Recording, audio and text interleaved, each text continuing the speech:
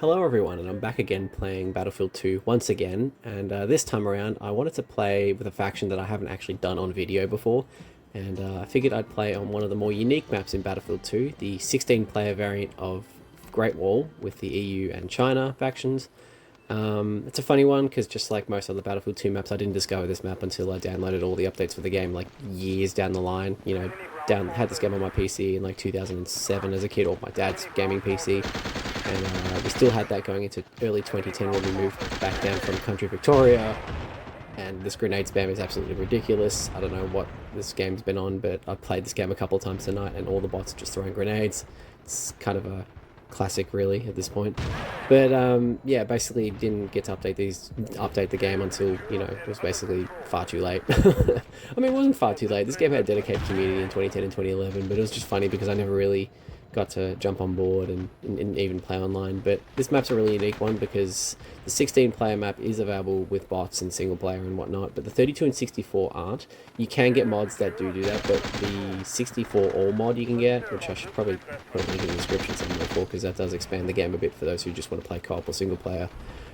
Doesn't include the 32 or 64 variants of this map, but there are other mods that do, so I'm not quite sure why that doesn't there, but there is another like Battlefield 2 co-op mod that does include all those like 64 player maps and all that, but I don't think it has the Battlefield 2 hub online support yet, which I thought was relatively interesting actually, because Battlefield 2 hub, supports Battlefield 2 and can in theory support other mods, but you got to set up servers for it and whatnot and get a license for it and everything like that. But there are, from what I know, exactly two mods that have support for that, and one is Allied Intent Extended, and then the other, of course, is the co-op mod All 64. And I remember taking this route so many times playing this game when I rediscovered it, because it was just such a weird sort of way to go. Is it the grenade spam again? Like, I had to look behind me. Nailed that. It's like a basketball, like a 3-point throw. Again, it was just a bloody grenade spam. But yeah, it's just the fact that like a part of the battle can take place on the wall itself, and then inside the four walls, if it's so often said. It makes it a really interesting infantry map, and of course the bigger map variants do have vehicles, but like I've played them so little that I just don't really remember them that well. To be honest, there's only about three or four maps for the EU faction in this game anyway, and get absolutely lasered. And it's relatively interesting because again, I was more thinking of that sort of theory that I had, that like people would easily like eat this up if it was just like Operation Locker, Battlefield 4S, like Meat Grinder, or even Operation Metro, Battlefield 3. I can't believe I didn't think of that until now, considering I did play a lot of Battlefield 3 before its 360 server shut down back in 2024. Yeah, that was an achievement grind and a half. But that's a whole other story. I should have kept doing videos around then. I mean, I have a whole reason why I stopped doing videos at the end of 2020, and that was partially burnout, but also just I wanted to kind of move on and start new things in my life. But of course, that's coming back to this hasn't necessarily been a sign of failure, so to say. Sorry, I just remembered why I had to run away from that, because I was worried about the grenade spam and like some bot taking out like 7 of us at once. And you can see the ticket bleed in the top right hand corner is actually really extreme on this map. Like, I guess there's 32 bots, so there's going to be a lot of like deaths and all that sort of thing, but it was still really surprising how quickly this sort of went down. I was sort of in the mood I have been in the mood to sort of look for the maps that are like the most team deathmatch-esque, I guess. Not really, just ones that you can just play like, because Battlefield online matches can typically take like 25 to 30 minutes, whereas Call of Duty can take about 8 to 10 sometimes. I'm not saying that Battlefield is too long or anything like that, but it's just kind of funny because sometimes you just want to enjoy the base game mechanics, dick around in a few vehicles, shoot things, capture flags, and then, smoke people. So, you don't really get that as much in Battlefield. So it was funny just to see all that, all the kits there. Just goes to show how many tickets you're losing, like in rapid pace. But yeah, it was just really interesting to go back through once again and discover what maps. I will probably go through one of the Armored Fury maps too at some point, just because again, I don't think I've actually covered those. I did remember when I started this channel, or when I wanted to start this, when Project Reality was still on V.097. They did have a single player map pack that did include like some reshaded and some edited vanilla Battlefield 2 maps. And it was actually a lot of fun actually playing like those maps with the PR Project Reality game mechanics and all that sort of stuff. Was actually really compelling, because the gameplay on that is much slower than vanilla Battlefield 2.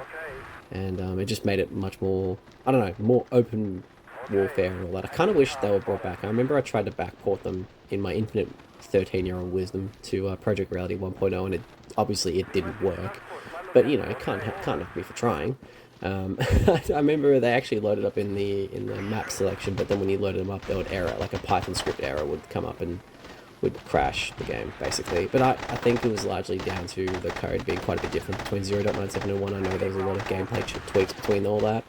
Kind of like there was in like Battlefield from Battlefield 2, like V.101 to 1.50. Of course, I remember the thing that I loved the most about updating to 1.50, on top of getting all this new extra maps with single player support, was no longer needing to put in the disc, because I kind of hated that. It was kind of annoying having to find the disc and then just pop it in and then wait for it, or, you know, the game would auto-load when you wanted to do something. It's like, okay, I'll put the disc in and then I'll load the game at my own pace. And the game would be like, nope, you're loading. To be fair, it kind of does that with Xbox One, actually, now that I think about that. At least with PlayStation 4 and 5, it just loads up, like, the icon and will download an update if it needs one. Whereas Xbox, it'll alert you of an update, best case scenario. Worst case scenario, it just loads the game. I think you can turn that off, though, actually, now that I think about that. Don't know why I haven't bothered to turn that off yet, but oh well, we will. But yeah, otherwise, it's been a lot of fun messing around with this game once again, and I did say in the last video that, you know, the last couple of videos have been really, you know, successful, far beyond, you know, my expectations when I restarted this channel, and I did just want to reiterate that point again, that thank you guys again. Unlike that video where people will probably hear that, I don't imagine too many people will hear that here, but I did want to say thank you again, because that's been quite sweet to just see that people actually do like this, and I guess to an extent, it's an admission to me. I'm admitting that I'm coming back to this largely for comfort, but also to, yeah, comfort, and to play comfort games, and to play games that, you know, to reflect back on the past, because as I've said a couple of times now, you need to kind of look back a bit. You can't look back on it and dive on it too much, indulge in it too much, but it's good to look back onto it and remind yourself of kind of where you came from and where you are now. But of course, too much of that can lead you to kind of like self-pity and all that, and kind of being too far in the past. That was a great time to spawn in. I didn't realise until later on in this clip, actually, that the gun, when you put the FAMAS on a 3-round burst, the gun actually sounds like the M16. I can't believe it took me that long to realise that, but yeah, more you know, I guess. Just more random little facts. I'm pretty sure that is pretty well known at this point, but hey, it's new to me, so, you know, it's what matters in the scheme of things. No, it doesn't, but you know what I mean. But yeah, going back to that ticket lead, you know, I'm pretty sure this video is going to end up shorter than my previous video, in spite of the map being a little bit bigger and a little bit more, well, there's vehicles in the early stages, but of course, and you can get the vehicles through the little gate, but yeah, good luck, because you just get blown up.